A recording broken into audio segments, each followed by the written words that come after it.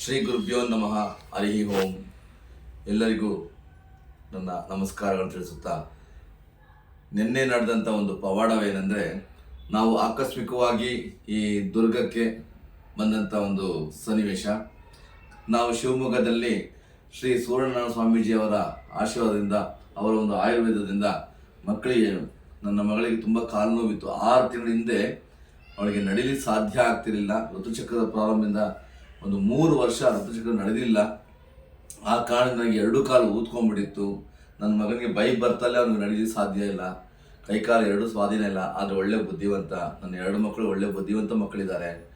ಈ ಮಗುಗೂ ಹಾಗೆ ಆಗೋಯ್ತಲ್ಲ ಅಂತೇಳಿ ಮಂತ್ರಾಲಯಕ್ಕೆ ದೀಪಾವಳಿ ಹಬ್ಬದ ದಿವಸ ದೀಪಾವಳಿ ಆಚರಣೆ ಮಾಡಿದೆ.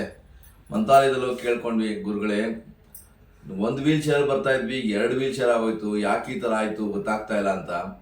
ಆಗ ಅಲ್ಲಿದ್ದ ಆಚಾರ್ಯರು ಪರಿಮಳ ಗಂಧವನ್ನು ಕೊಟ್ಟು 40 ದಿನದಲ್ಲಿ ನಿಮಗೆ ಉತ್ತರ ಸಿಗುತ್ತೆ ಹೋಗಿ ಅಂತ ಹೇಳಿದರು. ಅದೇ ರೀತಿಯಲ್ಲಿ ಶ್ರೀ ಸೂರ್ಯನಾರಾಯಣ ಸ್ವಾಮೀಜಿಯವರ ಒಂದು ಆಯುರ್ವೇದ ತೊಗೊಂಡು ಬಂದು ಅದು ವಾಸಿಯಾಗಿತ್ತು. ಅದು ಹೆಜ್ಜೆ ಇಡ್ತಾ ಇರಲಿಲ್ಲ, ಹೆಜ್ಜೆ ಇಡಂಗೆ ಆಗಬೇಕಾಗಿತ್ತು. ಏನು ಮಾಡೋದು ಯೋಚನೆ ಮಾಡ್ತಿದ್ದಾಗ ಆಕಸ್ಮಿಕವಾಗಿ ದುರ್ಗದ ಮೇಲೆ ಬರ್ತಿರ್ಬೇಕಾದ್ರೆ ದುರ್ಗದ ಹತ್ರ ಬಂದಿದ್ದೀವಿ. ಇಲ್ಲಿ ವೆಂಕಣ್ಣ, ನೀರು ತುಂಬ ವೆಂಕಣ್ಣಗೆ ಮೋಕ್ಷ ಸಿಕ್ಕ ಸ್ಥಳ ಇದೆ, ಅದನ್ನು ನೋಡಬೇಕು, ದರ್ಶನ ಪಡಬೇಕು. ಮತ್ತು ರಾಯರ ಮಠ ಇದೆ, ಸಾಕ್ಷಾತ್ ರಾಯರ ಬೃಂದಾವನ ಪ್ರತಿಷ್ಠಾಪನೆ ಮಾಡುವಂಥದ್ದು.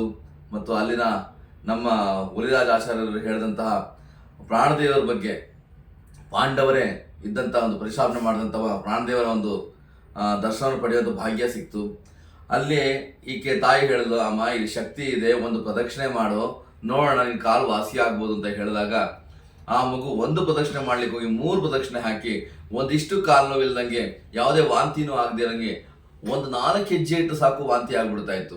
ಅಂತ ಒಂದು ಮಗು 3 ಪ್ರದಕ್ಷಿಣೆ ಹಾಕಿ ಆ ಪ್ರಾಕಾರದಲ್ಲಿ ಪ್ರದಕ್ಷಿಣೆ ಹಾಕಿದಾಗ ಯಾವುದೇ ರೀತಿಯ ತೊಂದರೆ ಆಗದೆ ನೋಡಿ ನಮ್ಗೆ ನಿಜವಾಗ್ಲೂ ಆಶ್ಚರ್ಯಚಕಿತರಾಗ್ಬಿಟ್ವಿ. ನಾವು ನಮ್ಮ ಕಣ್ಣಲ್ಲಿ ಆನಂದ ಬಾಷ್ಪ ಮೂಡಿ ಬಂದ್ಬಿಡ್ತು. ಅಲ್ಲಿದ್ದಂಥ ಆಚಾರ್ಯರೆಲ್ಲ ನಮ್ಮನ್ನು ಭೇಟಿಯಾಗಿ ಮಾತಾಡಿಸಿ ಈ ಒಂದು ಸನ್ನಿವೇಶ ಅವರು ನೋಡಿ, ಈ ದೃಶ್ಯವನ್ನು ನೋಡಿ ಅವರು ಮರಕರಾದರು, ತುಂಬ ಸಂತೋಷಪಟ್ಟರು.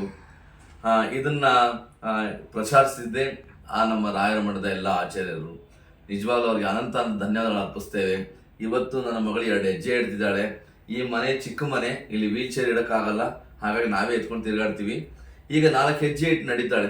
ನಡು ತೋರಿಸ್ತೀವಿ ಬಂಗಾರ, ನೋಡಿ ತೋರಿಸು, ಹಾಗೆ ನಡು ತೋರಿಸು, ಆ ಕಡೆಯಿಂದ ಹೋಗಿ ಈ ಕಡೆಯಿಂದ. ತುಂಬ ಜೋರಾಗಿ ನಡೆದ್ರೆ ಆಗೋದಿಲ್ಲ, ನಿಧಾನವಾಗಿ ಹೋಗ್ತಾಳೆ, ನಿಧಾನವಾಗಿ ಬರ್ತಾಳೆ. ಈಗ ನಾರ್ಮಲ್ ಸ್ಥಿತಿಯಲ್ಲಿ ನಡೀತಿದ್ದಾಳೆ. ಇದು ನಿಜವಾಗ ನಮ್ಗೆ ಆಶ್ಚರ್ಯಕರವಾಗಿದೆ.